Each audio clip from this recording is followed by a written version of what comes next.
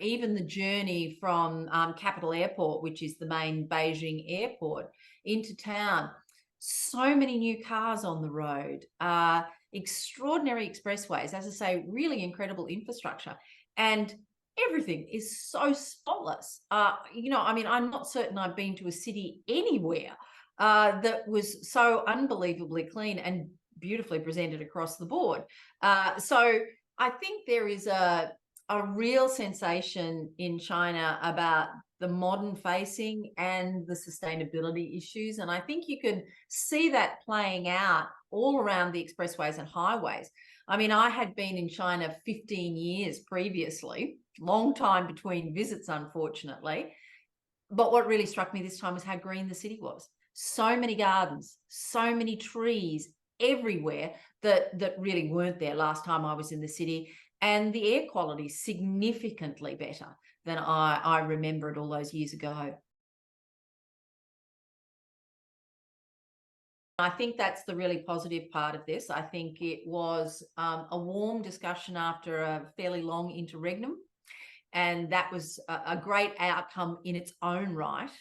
But in addition to that, later in the day, on the day of the main dialogue, we had the opportunity to meet with the Chinese foreign minister, and he gave us over an hour of his time and was interested in a huge range of issues from Australia, whether it was about universities or infrastructure growth or trade issues, for example, in the wine space, or the tourism space. And he made a particular point of raising the fact that the group travel ban had been lifted between Australia and China.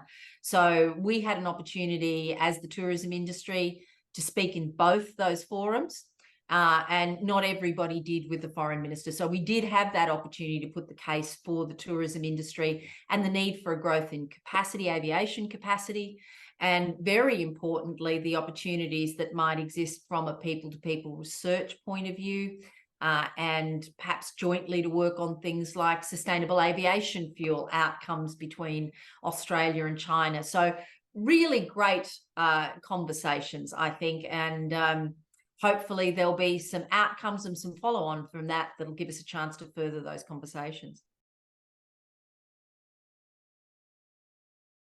There's an encouraging amount of support for it.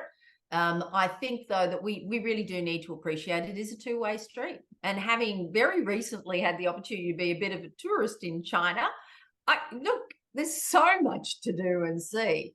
I think that from Australia's perspective, though, we are very fortunate that Tourism Australia never left China. It was on the ground in China throughout COVID and has been able to spring into action pretty quickly to remind people in China that we are still in the top of their aspirational list of places to go, despite the current fixation with going to Europe from everybody in the world.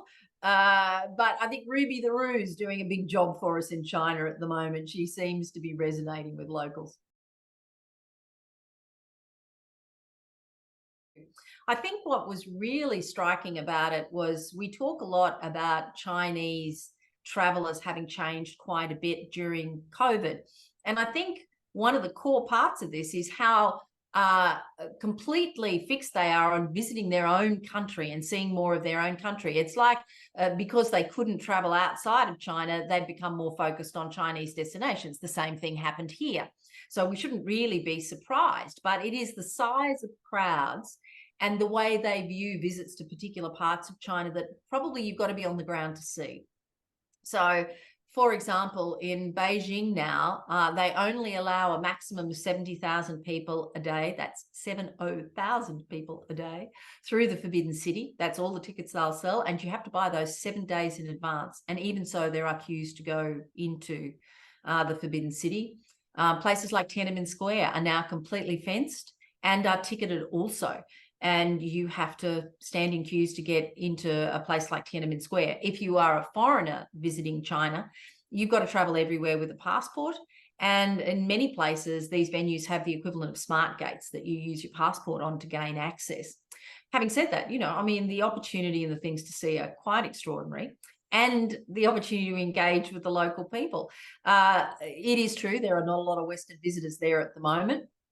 And in fact, I got stopped quite a bit to have my photograph taken with local tourists who come from somewhere else in China to be in Beijing. I think I might be on a few fridges in different parts of China at the moment.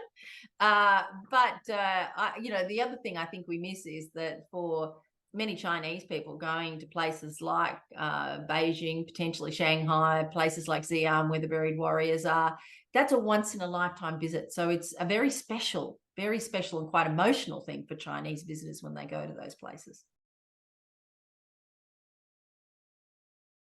I had an English speaking guide and some transport assistance, which made it an easier trip. Spoilt myself a little bit.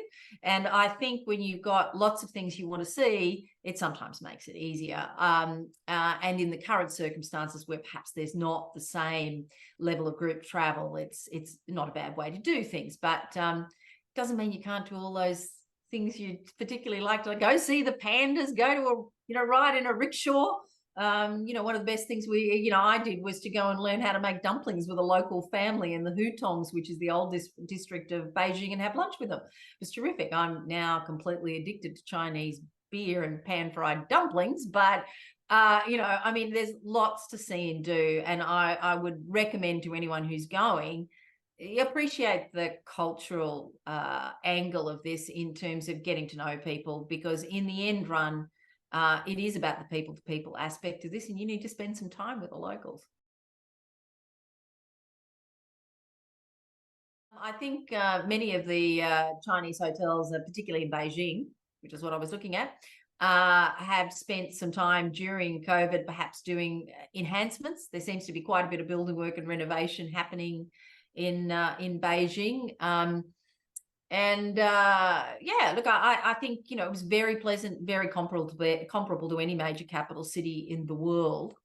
I think the other thing that was quite striking is how many electric vehicles there are now in Beijing. So from the perspective of air quality and perspective of noise and things like that in a city, so many electric vehicles, electric scooters, you name it. And we all know Chinese cities, lots and lots of people on different mobility devices rather than cars. So